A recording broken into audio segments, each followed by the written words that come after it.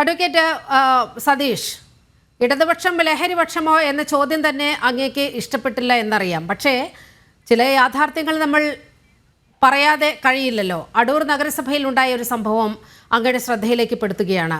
അവിടുത്തെ നഗരസഭാ അധ്യക്ഷയ്ക്കെതിരെയാണ് ലഹരി മാഫിയ ബന്ധം ആരോപിക്കുന്നത്.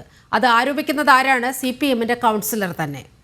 ദിവ്യ റജി മുഹമ്മദ് എന്ന് പറയുന്ന നഗരസഭാ അധ്യക്ഷ ഇത്തരത്തിൽ ലഹരി മാഫിയയ്ക്ക് വേണ്ടി വളരെ കൃത്യമായി പ്രവർത്തിക്കുന്നു, അവർക്ക് വേണ്ട സഹായങ്ങൾ ചെയ്തു കൊടുക്കുന്നു എന്ന് വരെ പറയുമ്പോൾ എവിടെ എത്തുന്നു നിങ്ങളുടെ ഈ ലഹരിപക്ഷം എന്നത് ചോദിക്കേണ്ടി വരികയല്ലേ? നീലിമ നമ്മളെ ഇത് ചർച്ച ചെയ്യുന്നത് നമുക്ക് കേരളത്തിൽ നിന്ന് എങ്ങനെ ഇത് തുടച്ചു മാറ്റാം. നിങ്ങളിപ്പം കൊണ്ടുവന്നിരിക്കുന്നതെന്ന് വെച്ചാൽ ഒരു മതവിഭാഗത്തിൻ്റെ പുറത്ത് ഇതെല്ലാം അവർ മാത്രമാണ് ചെയ്യുന്നത്. അത് മാത്രം നമ്മൾ തെറ്റായ നടപടിയില്ലേ, അത് തെറ്റായ ചിന്തയല്ലേ. അല്ല, KT ജലീൽ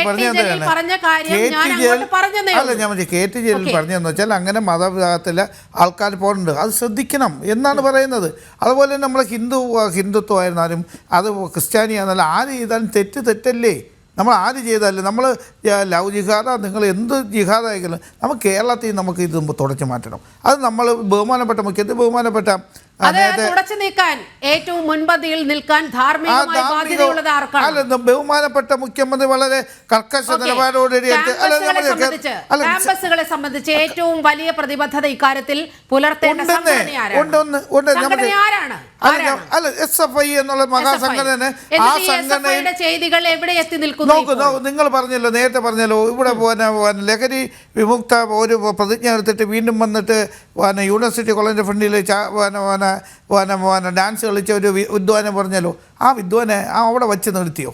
ആ യൂണിറ്റിയെ പിരിച്ചു വിട്ടില്ലേ ബഹുമാനപ്പെട്ട CPM-ന്റെ ജില്ലാ സെക്രട്ടറി അന്ന് അങ്ങനെ ലഹരിക്കെതിരെ മെഴുകുതിരി കത്തിച്ച് പ്രതിഷേധിച്ച ഒരാളുണ്ടായിരുന്നു. ഇപ്പോൾ എക്സൈസ് മന്ത്രിയാണ്. അദ്ദേഹത്തിന്റെ പഴയ വീഡിയോ ഒക്കെ ഇപ്പോൾ നന്നായി പ്രചരിക്കുന്നുണ്ട്. ആ ലഹരിക്കെതിരെ പ്രവർത്തിച്ച ആളാണ് വേണ്ടി പാലക്കാട്ടെ ബ്രൂവറിക്ക് വേണ്ടി അഹോരാത്രം പണിപ്പെട്ടുകൊണ്ടിരിക്കുന്നത്. അപ്പോൾ നിങ്ങളുടെ ആത്മാർത്ഥത, പ്രതിബദ്ധത എവിടെ നിൽക്കുന്നു?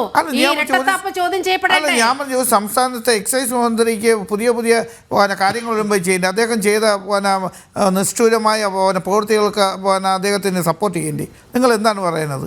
അതും ഇതുമായിട്ടൊക്കെ നമ്മൾ ക്ലബ് ചെയ്യല്ലേ. നോക്കൂ, ഇവിടെ നേരത്തെ ഹരിദാസ് പറഞ്ഞാൽ ഇവിടെ ഇച്ഛാശക്തിയുള്ള ഒരു മുഖ്യമന്ത്രിയും അതുപോലെ LDF ഉണ്ട്. തുടച്ച് നീക്കപ്പെടുമെന്ന് വെച്ചാൽ തുടച്ച് നീക്കപ്പെടും. നമ്മൾ പ്രസ്ഥാനങ്ങൾ പണ്ടേ EMS പറഞ്ഞിട്ടുണ്ട്. നമ്മളെ പ്രസ്ഥാനങ്ങളിലൊക്കെ ഏത് രാഷ്ട്രീയ പ്രസ്ഥാനങ്ങളിലും 3 തരം ആൾക്കാർ വരും. അത് ആവേശം കൊണ്ടും ആദർശം കൊണ്ടും ആവേശം കൊണ്ടും വരും. ആദർശമുള്ളവർ മാത്രമേ നിൽക്കുള്ളൂ, ബാക്കിയുള്ളവരും അവരെ കാര്യങ്ങൾ കഴിഞ്ഞു പോകും. ഇന്ന് നിങ്ങൾ പറയുന്നതല്ല. അല്ല, ഞാൻ CPM-ന്റെ ജില്ലാ സെക്രട്ടറി ആയിരുന്നു. അന്ന് അദ്ദേഹത്തിന് വാഴ്ത്തപ്പെട്ട ഇത് അദ്ദേഹം തെറ്റിദ്ധരിച്ച് വന്നതിന് ശേഷം അദ്ദേഹത്തിന് ഈ പാർട്ടിയിൽ അദ്ദേഹത്തിന് സ്ഥാനമാനങ്ങളിൽ നിന്ന് തുടച്ചു മാറ്റപ്പെട്ടില്ലേ അന്ന്? നിങ്ങൾ എന്താണ് പറയുന്നത്? ഭാർഗവി തങ്കപ്പൻ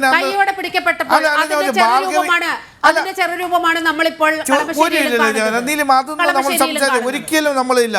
അത് അങ്ങനെ ചെയ്തിട്ടുണ്ടെങ്കിൽ അത് റിപ്പോർട്ട് ചെയ്യണം. ഞാൻ ഇത് പറയുന്നത് വെച്ചാൽ നേരത്തെ നമ്മളെ ബഹുമാനപ്പെട്ട അഡ്വക്കേറ്റ് പറഞ്ഞ പോലെ രാംകുമാർ സാർ പറഞ്ഞ പോലെ നമ്മൾ വീടുകളിൽ നിന്ന് തുടങ്ങാം. നമ്മളെ മക്കളെ നമ്മൾ നിരീക്ഷിക്കണം. വരുമ്പോൾ തെറ്റുണ്ടെങ്കിൽ നമ്മൾ അപ്പോഴും തന്നെ പോലീസ് ഉദ്യോഗസ്ഥന്മാരെയും അല്ലെങ്കിൽ ഈ എക്സൈസിനെയും നമ്മളെ ഭാഗത്തു നിന്നുള്ള തെറ്റ് നമ്മൾ വിചാരിക്കുന്നതല്ല.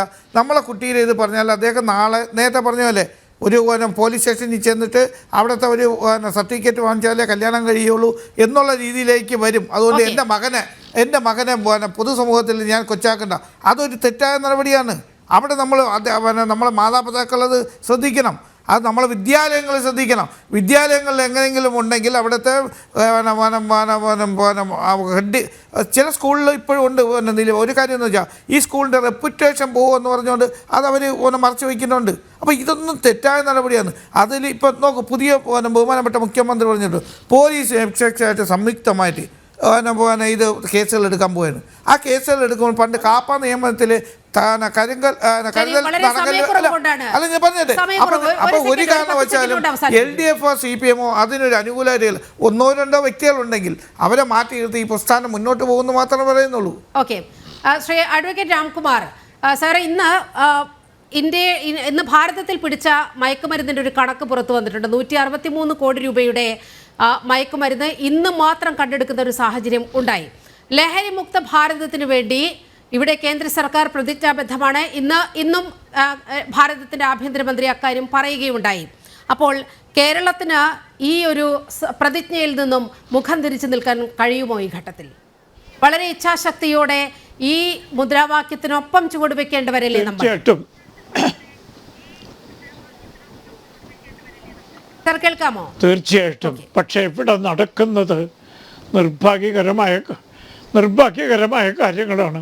ഉദാഹരണത്തിന് ബംഗ്ലാദേശികൾ കേരളത്തിൽ ഒരുപാട് സ്ഥലത്ത് അതിക്രമിച്ച് കയറി വ്യാജ ആധാർ കാർഡ് വരെ സൃഷ്ടിച്ചെടുത്ത് ഇവിടെ റേഷൻ കാർഡ് സമ്പാദിക്കാനുള്ള ശ്രമം രാഷ്ട്രീയ കക്ഷികളുടെ പിൻബലത്തോടുകൂടി നടക്കുന്നുണ്ട് എന്നത് ലവ് ജിഹാദിനേക്കാൾ അപകടകരമായൊരു പ്രവണതയാണ്. ബോംബെയിൽ ഒരു പ്രമുഖ സിനിമാ താരത്തെ ആക്രമിച്ച ആൾ യഥാർത്ഥത്തിൽ ബംഗ്ലാദേശിയായിരുന്നു. അദ്ദേഹം ഹിന്ദു നാമധാരിയായി ഒരു ഹോട്ടലിൽ ജോലിയെടുത്തിട്ടാണ് ആക്രമണ കുറ്റം ചെയ്ത് പോലീസ് അന്വേഷിച്ച് വന്നപ്പോഴാണ് കാര്യങ്ങൾ. ഇങ്ങനത്തെ ലക്ഷക്കണക്കിന് അല്ലെങ്കിൽ 10,000-കണക്കിന് ബംഗ്ലാദേശികൾ കേരളത്തിൽ പ്രത്യേകിച്ചും പെരുമ്പാവൂർ പോലുള്ള സ്ഥലത്ത് താമസിക്കുന്നുണ്ട് എന്ന് രഹസ്യാന്വേഷണ വകുപ്പ് പലതവണ കേരള സർക്കാരിനെ അറിയിച്ചിട്ടും യാതൊരു നടപടികളും എടുക്കാതെ ഇനി അതൊരു വലിയ വിപത്തായി പൊട്ടിത്തെറിയുടെ വക്കത്ത് എത്തുമ്പോഴാണ് മുഖ്യമന്ത്രി ഇന്നത്തെ മാതിരത്തെ പ്രസ്താവനകൾ എടുക്കുന്നത്. ഇതിനെക്കുറിച്ചുള്ള മുന്നറിയിപ്പ് കേന്ദ്ര രഹസ്യാന്വേഷണ വകുപ്പ് കേരള ഗവൺമെൻറ്റിന് കൊടുത്ത് വർഷങ്ങളായി.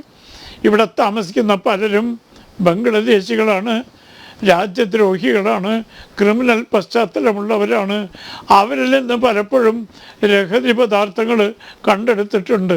അവരിൽ പലരും കൊലക്കേസുകളുടെ പ്രതിയാണ്. മറ്റൊരു ഭീകരമായ സാമൂഹ്യ വിപത്താണ് ഈ ബംഗ്ലാദേശികളെന്ന ബംഗാളി കൊണ്ട് കേരളത്തിലുണ്ടാകാൻ പോകുന്നത്. ഇതേപോലെ തന്നെ മുന്നറിയിപ്പ് നൽകിയിട്ടും നടപടികൾ എടുത്തിട്ടില്ലെങ്കിൽ നമുക്ക് ദുഃഖിക്കേണ്ടി വരും. അതും ഒരു രാഷ്ട്രീയ കാര്യമായിട്ടാണ് ചില രാഷ്ട്രീയ കക്ഷികൾ എടുക്കുന്നത്. കാരണം റേഷൻ കാർഡ് ഉണ്ടാക്കി അവരെ വോട്ടർമാരാക്കി ആ പാർട്ടിക്ക് അനുകൂലമായി നിലപാടെടുക്കുന്നൊരു ഏറ്റവും ദുഃഖകരമായൊരു കാര്യമാണ്.